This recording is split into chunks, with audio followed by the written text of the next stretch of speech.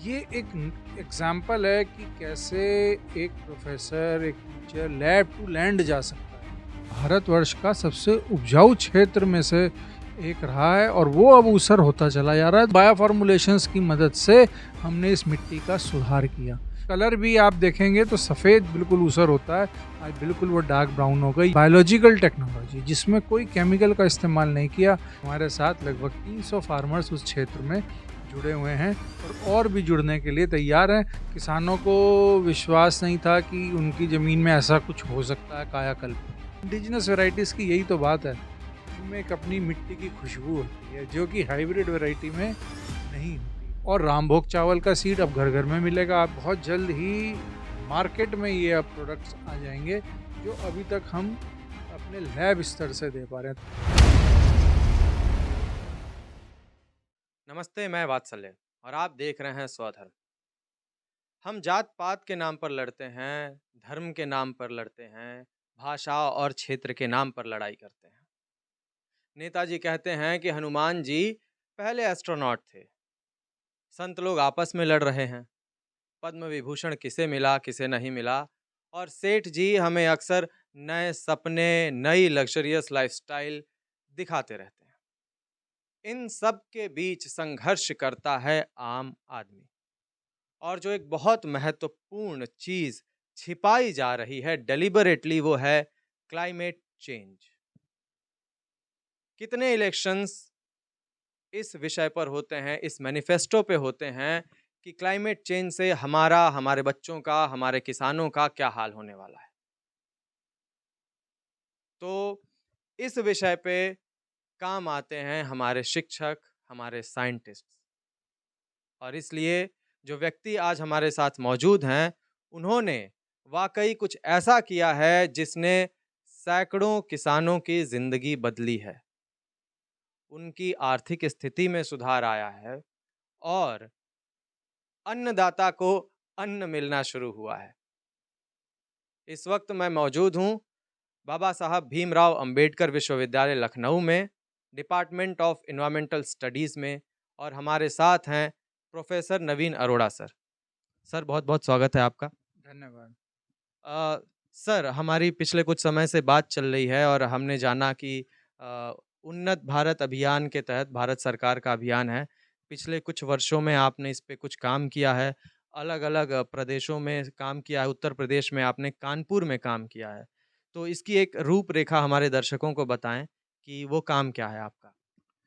उन्नत भारत अभियान के अंतर्गत हम लोगों ने कई गांवों को गोद लिया, जिनमें लखनऊ में भी 5 गांव हैं, कुछ 3 गांव कानपुर देहात में हैं और 6 गांव उत्तराखंड के जोशीमठ के पास हैं।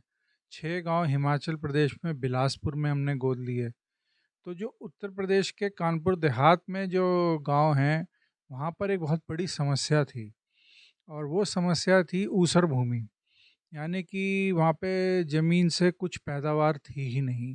हमने ऐसे गांव सेलेक्ट किए जो बिल्कुल प्रोडक्टिविटी कहें या मिट्टी की हालात इतने ख़राब थे कि वहाँ पर कुछ भी उगता नहीं था और किसान मजबूर था। जो वैसे ही यहाँ पर इस इलाके में, इस रीजन में स्मॉल होल्ड फार्मर्स हैं और वो बड़े परेशान क्योंकि उनकी ज़मीन से कुछ उगता नहीं था, तो वो मजबूर थे लेबर बनने को शहरों में जाकर। खेती से उनको कुछ मिल नहीं रहा था।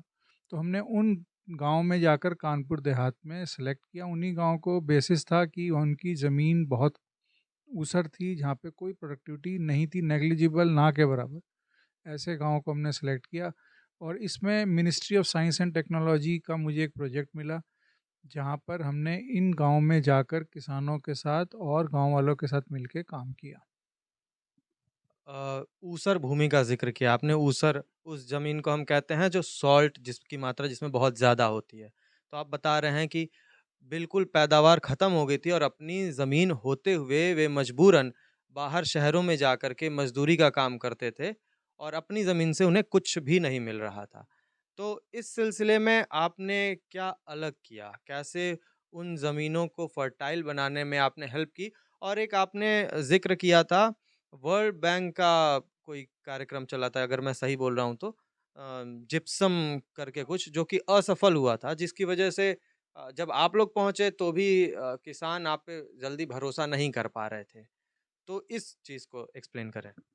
हाँ, देखिए क्या था कि वर्ल्ड पहले तो मैं यही बताऊँगा जो आप बोले कि वर्ल्ड बैंक का एक प्रोजेक्ट चला ये ऊसर सुधार का, ऊसर भूमि को सुधार करने का, कि वो वापस ठीक हो जाए, नॉर्मलाइज़ हो जाए, जिसको जिप्सम प्रोजेक्ट के नाम से वहाँ गाँव के लोग जानते हैं। और वहाँ पे उसको किसी को जाके किसान से बात करें कि जिप्सम, तो एकदम बता देते हैं कि हाँ, जिप्सम को यूज़ हुआ एक मिनरल है और उसके हेल्प से मिट्टी को वापस ठीक करने का प्रयास हुआ, जो वर्ल्ड बैंक से पोषित प्रोजेक्ट था, जो बहुत बड़ा प्रोजेक्ट था। लेकिन समय के साथ वो प्रोजेक्ट इसलिए नहीं चल पाया कि ऊसर बढ़ता ही चला गया कुछ समय के लिए। जैसे कहते हैं ना एलोपैथी में कि एकदम से दवा खा ली, बुखार उतर गया और 6 घंटे बाद फिर बुखार आ गया। तो वही स्थिति थी। ऊसर थोड़े दिन सुधार हुआ, थोड़े समय बाद फिर से वही दिख के निकल कर ऊसर आ गया और वो मिट्टी वैसे ही के वैसे थी और वो ऊसर और फैलता गया।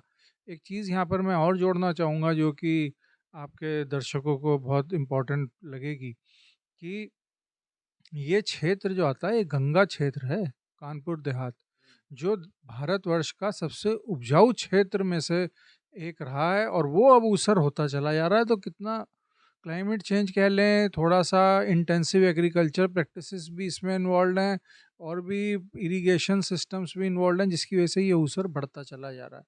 तो ये सारी चीज़ें मिलाकर इंटेंसिव एग्रीकल्चर में मैं केमिकल्स का उपयोग भी कहता हूँ, केमिकल फर्टिलाइजर्स, केमिकल पेस्टिसाइड, जिसकी वजह से ये बढ़ता गया।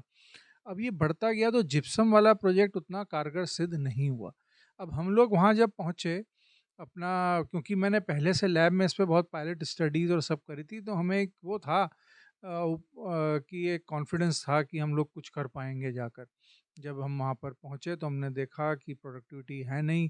हमने पायलट स्केल पर स्टडीज़ की हुई थी, कुछ किसानों के साथ बहुत छोटे लेवल पे वर्क किया हुआ था। फिर मुझे ministry of science and technology का बड़ा प्रोजेक्ट मिला, तो हमने वो जैव मतलब टेक्नोलॉजी, जै मीन्स बायोलॉजिकल टेक्नोलॉजी, जिसमें कोई केमिकल का इस्तेमाल नहीं किया। हमने सॉइल के माइक्रो ऑर्गेनिजम्स से डेवलप किए थे कुछ बायो फार्मूलेशंस, बायो इनोकुलेंट्स भी कहते हैं, बायो फर्टिलाइजर्स भी कहते हैं। उनमें कुछ बड़े ही यूज़फुल माइक्रोब्स, माइक्रो ऑर्गेनिजम्स, जिनको हम हिंदी में सूक्ष्म जीव कहते हैं, जो मिट्टी में रहते ही हैं। मिट्टी में का एक अपना इकोसिस्टम है जो पेड़ पौधों को हेल्प करता है उनको बढ़ने में। उनको न कोई नाइट्रोजन फिक्स कर रहा है, कोई फॉस्फेट प्रोवाइड कर रहा है, कोई आयरन दे रहा है पौधे को, वो सब तो मिट्टी में है। लेकिन जो ऊसर हो गया वहाँ पे ऐसे माइक्रोब्स की संख्या बहुत ही कम हो जाती है। कई बार तो देखने को मिलता है कि है ही नहीं वो यूज़फुल माइक्रो ऑर्गेनिज्म। हमने उन्हीं माइक्रो ऑर्गेनिजम्स के बायो फार्मूलेशन लंबी रिसर्च के बाद अपनी लैब में तैयार करे और उन बायो फार्मूलेशंस की मदद से हमने इस मिट्टी का सुधार किया। शुरू में जो आपने बोला कि किसान हिचक रहे थे हमसे जुड़ने में, क्योंकि उनको लगता था ये फिर कोई प्रोजेक्ट लेकर आ गए हैं जैसे जिप्सम का, फिर हो गया कि मेहनत भी करें, मिलना कुछ है नहीं, तो फ़ायदा क्या होगा, हमारा समय भी व्यर्थ होगा। तो उनको कॉन्फिडेंस नहीं था।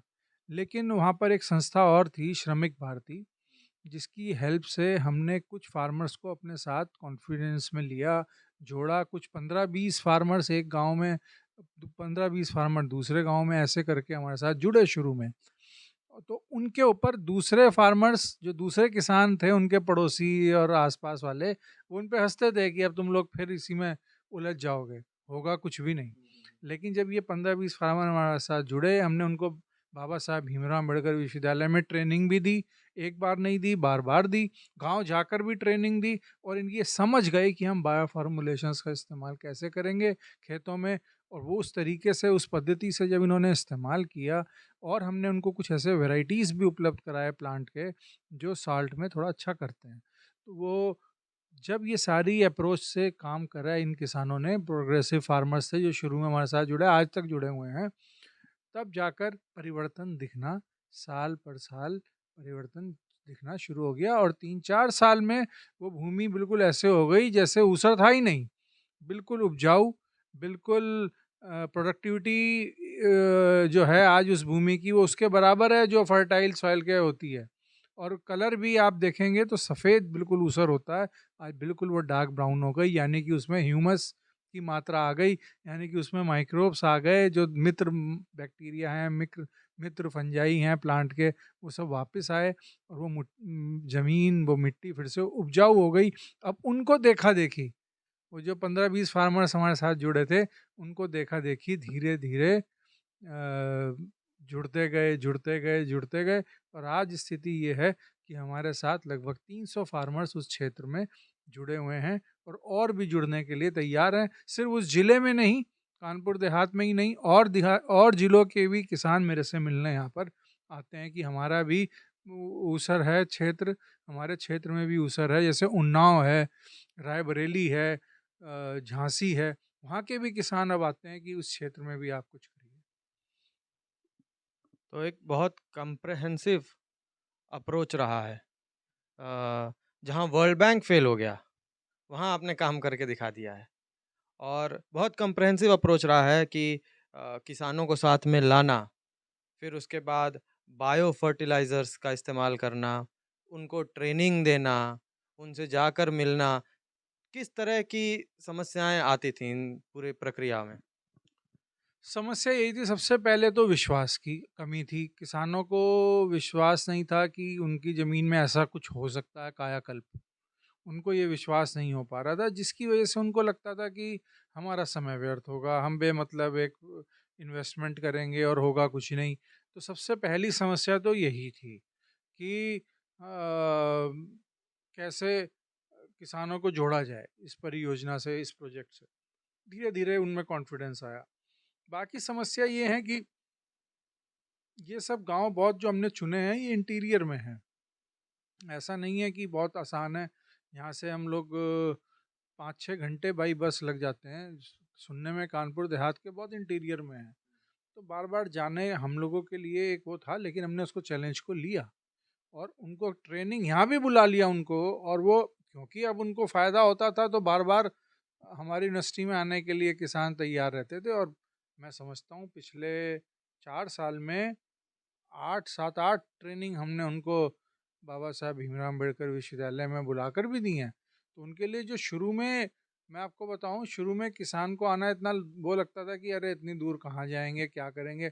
7-8 किसान आते थे, 8-10 किसान आते थे। आज स्थिति ये है कि किसान हम लोगों को, वहाँ पे हम जाते हैं तो कहते हैं कि सर हम भी आएंगे ट्रेनिंग करने, हम भी आएंगे।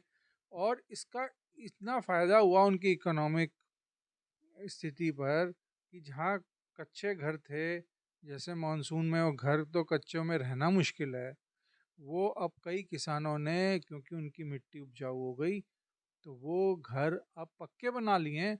और वो हम लोगों को आने नहीं, जब भी मैं जाता हूँ तो कहते हैं एक बार हमारा घर देखने ज़रूर आइए, आप हमारे घर में ज़रूर आइए, क्योंकि हम आपको दिखाना चाहते हैं कि इसी, जहाँ हम कहाँ रहते थे और आज हम कहाँ हैं। कई किसान भाइयों के बच्चे अब यूनिवर्सिटीज़ में हायर एजुकेशन भी ले रहे हैं। जो किसान मजदूरी कर रहे थे जाकर शहरों में, वो वापस खेती कर रहे हैं। तो बहुत सारी चीज़ें ऐसे, देखिए, ज़मीन से जुड़ी हुई हैं।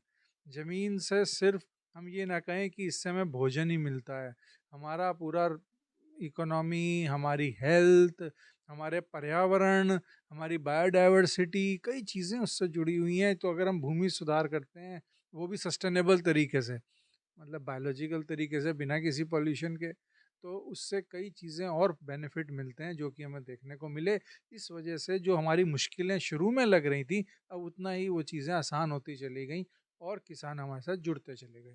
दूसरी एक जो मुश्किल छोटी सी मैं कहूँगा कि हमें लार्ज स्केल पर इसको लेके जाना था। भाई, हम लोग किसानों को दे रहे हैं, खेती के लिए यूज़ होना है ये प्रोडक्ट जो हमने डेवलप किया अपनी लैब में। अब उसको व्यापक स्तर पे खेतों में यूज़ होना है, तो हमारी लेबोरेटरी से कितना सपोर्ट, हम इंडस्ट्रियल लेवल पे तो नहीं जा पाएंगे, क्योंकि हम तो एक सीमित हमारा दायरा है विश्वविद्यालय का और हमारी लैब का, रिसोर्सेज भी सीमित हैं।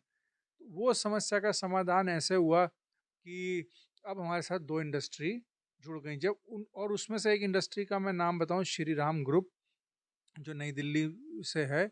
और उन्होंने, हमने नहीं उनको अप्रोच किया, वो खुद उनको वहाँ जाके, वो अपना सीड सीड कंपनी है ये, जो बायो फर्टिलाइजर्स और ये सब भी में आ गई है।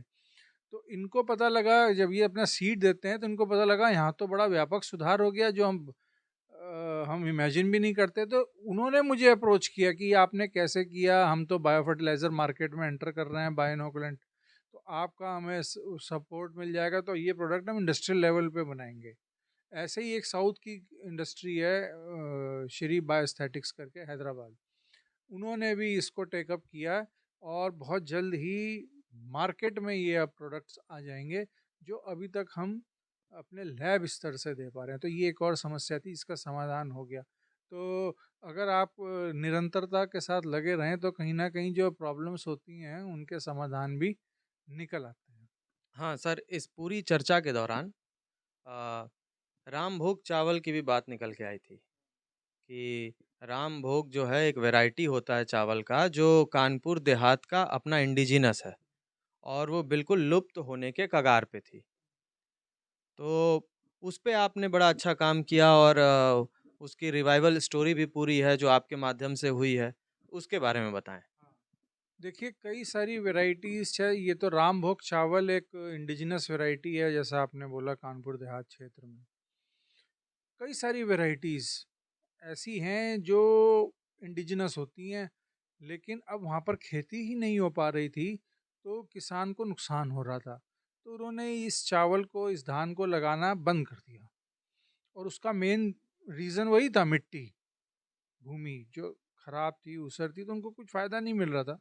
तो रामभोग चावल लगना वहाँ पर बंद हो गया। तो ये बात हमारे नॉलेज में आई, हमें पता लगा कि यहाँ पे एक इतना अच्छा चावल था, रामभोग चावल, जो यहाँ पे उस रीजन में तो बहुत पॉपुलर था। हर गांव में वहाँ जानते हैं रामभोग चावल। तो हमने कहा आप कहाँ गया, तो कह कि अब कोई लगाता नहीं, नुकसान हो जाता है, तो क्या करेंगे लगा के। जब भूमि सुधार किया हम लोगों ने और वो उपजाऊ हो गई, तो हम लोगों ने किसानों से कहा कि अब आप रामभोग चावल दोबारा लगाइए ना, अगर किसी के पास बीज है। लकीली बीज कहीं पे था, अवेलेबल था, रामभोग चावल का कुछ मात्रा में बीज अवेलेबल था, जो फिर से लगाना हमने शुरू करवाया और डिस्ट्रीब्यूशन हुआ किसानों के बीच, और आज वो रिवाइव हो गया। अब घर घर में फिर से, जहाँ पे ये ऊसर सुधार, हमने भूमि सुधार किया, जो वहाँ पे अब फिर से रामभोग चावल लगा रहे हैं। और एक तरीके से एक स्पीशीज़ चावल की, इंडिजिनस वैरायटी चावल की जो लुप्त हो गई थी, लगाना बंद कर दिया था, आज फिर से वो लगने लगी है और उस क्षेत्र, कानपुर क्षेत्र में मार्केट में भी आ गई। मेरे को तो हर बार किसान एक पूरा 10-20 किलो चावल देते हैं, रामभोग चावल, और बहुत टेस्टी है। मैं उसके घर में खीर बना के खाता हूँ तो बहुत टेस्टी लगता है। वो रिवाइव हो गया, उसमें एक अपनी खुशबू है।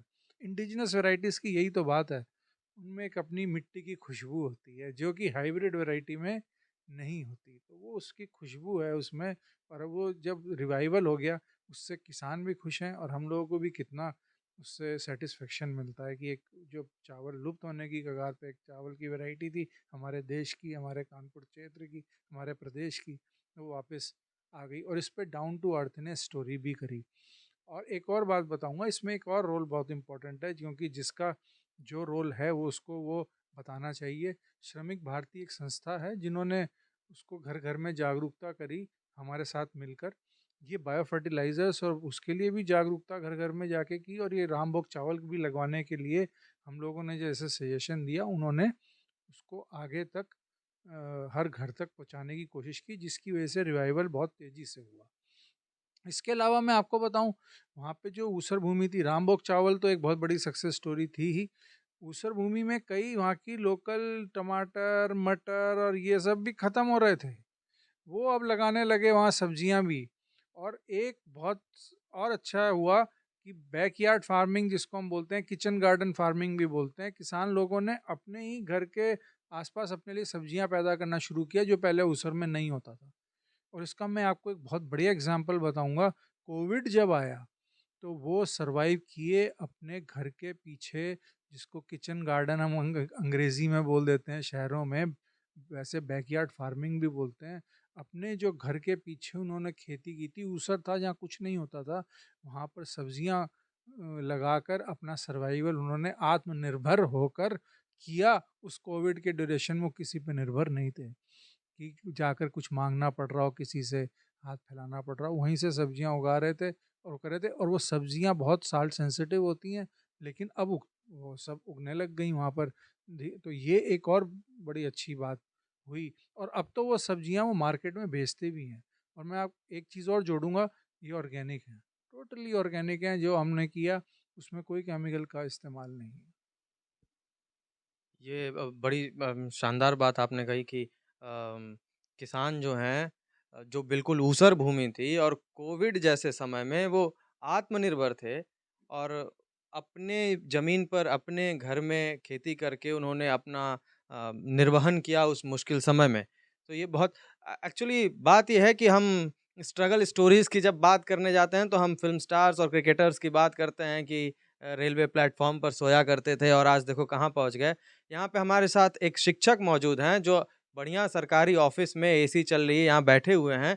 लेकिन सक्सेस स्टोरी यही होती है कि एक ऐसे व्यक्ति ने जिसको अपने लिए कोई दिक्कत की बात नहीं है, जिसका अपना महीने का तनख्वाह आ रहा है, वो व्यक्ति जाता है ग्राउंड पे जाके काम करता है। सर आपने 20 लोगों के साथ शुरुआत की और आज 300-400 किसान डायरेक्ट केवल और केवल कानपुर देहात में बेनिफिट ले रहे हैं उस चीज़ का। और ये सब तब हो रहा है जब प्योर ऑर्गेनिक फार्मिंग को आप प्रमोट कर रहे हैं। क्यों रामभोग चावल का केवल रिवाइवल नहीं हुआ है, उसमें हमें लग रहा है कोई केमिकल्स, कोई फर्टिलाइज़र्स कुछ भी नहीं है। तो ये चीज़ हो रही है और उसके साथ 2 इंडस्ट्रीज़ का आपने ज़िक्र करा, जो कि मास स्केल पे इसको लाखों, करोड़ों किसानों तक पहुँचा सकती हैं, जो कि ऑर्गेनिक प्रोडक्ट्स जो हैं वो मार्केट में लाने वाली हैं। तो निश्चित तौर पे ये बहुत बड़ी शुरुआत की कड़ी आप बने सर और इसमें आपने बताया रिसोर्सेज़ के क्रंचेस थे और ये सारी समस्याएँ थीं। उसके अलावा हम आपका लैब भी विज़िट करना चाहेंगे। लैब में क्या-क्या कार्यक्रम चले और वहाँ से सीड बैंक का पूरा जो प्रोसेस है वो कैसे बन के आया? लैब में देखिए, ये सब कुछ बताना, आज तो आप मेरे से पूछ रहे हैं, एक सक्सेस स्टोरी है, लेकिन इसके पीछे बहुत सारी मेहनत है, बहुत सारे एफर्ट्स हैं। लैब में ये कई सालों का मेहनत है जो ये बायो फार्मूलेशंस बनकर आए लैब में। और इसके पीछे मेरे पूरी एक टीम है, जो मेरे रिसर्च स्कॉलर रहे हैं पिछले 10-12 साल से, और पीछे से बल्कि 15-16 साल, जिन्होंने लगकर मेरे साथ मेहनत करी और लैब में जो काम किया। ये एक एग्जाम्पल है कि कैसे एक प्रोफेसर, एक टीचर लैब टू लैंड जा सकता है। ये सिर्फ ये नहीं कि हम लैब तक सीमित रहें, एक शिक्षक का, एक प्रोफेसर का ये भी रोल हो सकता है कि हम लैब से अपना जो रिसर्च है, क्योंकि सब शिक्षक हैं, हम पीएचडी कराते हैं, बच्चों को रिसर्च कराते हैं, रिसर्च हमारा एक मैंडेट रहता है। तो हम उस रिसर्च को अंतिम व्यक्ति तक कैसे लाभ पहुंचाएं, चाहे वो इंडस्ट्री के थ्रू जाएं, चाहे हम सीधे लैंड पे जा पाएं जैसे हम लोग कर पाए और फिर इंडस्ट्री हमारे पास आए, लेकिन वो लैब से जो रिसर्च है सिर्फ रिसर्च पेपर्स में ही ना खो जाए।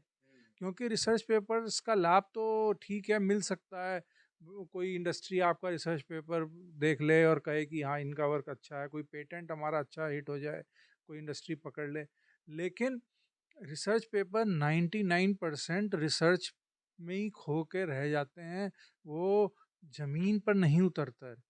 मेरा ये मानना था कि ये जो लैब में हमने इतना सक्सेसफुल किया, जो शुरू में पॉट लेवल पे वर्क किया, फिर हमने पायलट स्केल पर छोटे छोटे यूनिवर्सिटी के अंदर ही छोटे छोटे फील्ड में लेकर वर्क किया, फिर किसी एक दो प्रोग्रेसिव किसानों को साथ मिलके बड़े छोटे पायलट स्टडी किए।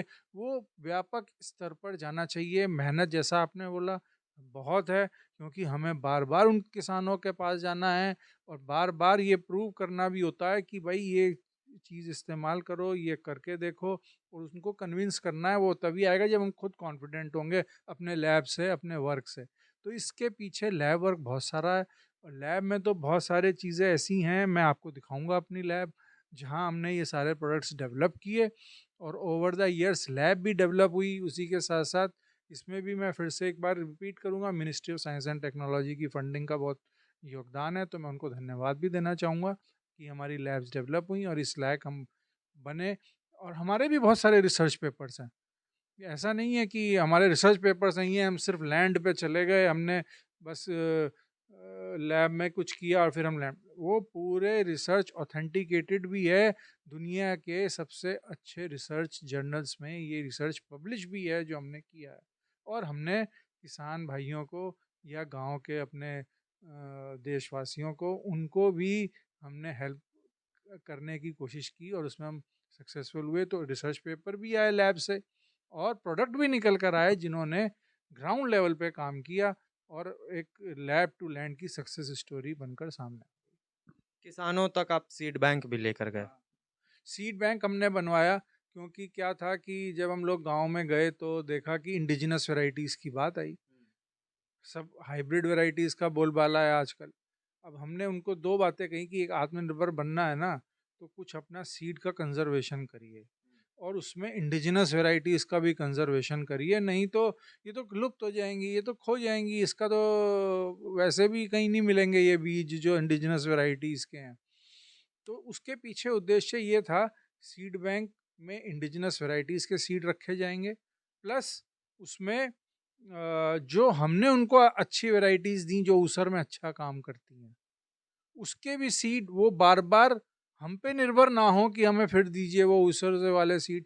तो हमने हर गांव में जो 3 गांव गोद लिए हैं कानपुर देहात में, तीनों में सीड बैंक डेवलप करा दिए और किसानों के घरों में ही सीड बैंक डेवलप कराए। ये नहीं कि कोई मार्केट बनाया और अब उनको बेचेंगे, नहीं, उनके घरों में ही सीड बैंक बना दिए। कई सारी वेराइटीज़ ऑफ सीड वहाँ पे स्टोर्ड हैं। ऐसे रेयर वेराइटीज़ ऑफ सीड आपको उस सीड बैंक में मिलेंगे इंडिजिनस वेराइटीज़ के, जो लुप्त होने की कगार पर थे, अब वो सीड बैंक में पड़े हुए हैं। वही किसान अगले साल लगाता भी है। उनको तकनीक सिखाई कि सीड का संरक्षण कैसे करना है इस सीड बैंक में, नहीं तो कीड़ा लग जाएगा, खराब हो सकता है, फिर वो कहेंगे कि नुकसान हो गया, तो वो अच्छी बात नहीं थी। तो उनको वो भी बताया कि इन सीड्स का कैसे रख रखाव करना है, कैसे बचाव करना है कीड़ों से और कैसे इनको अगले साल इस्तेमाल करना है। तो अब ये आत्मनिर्भरता की बात हुई सीड बैंक।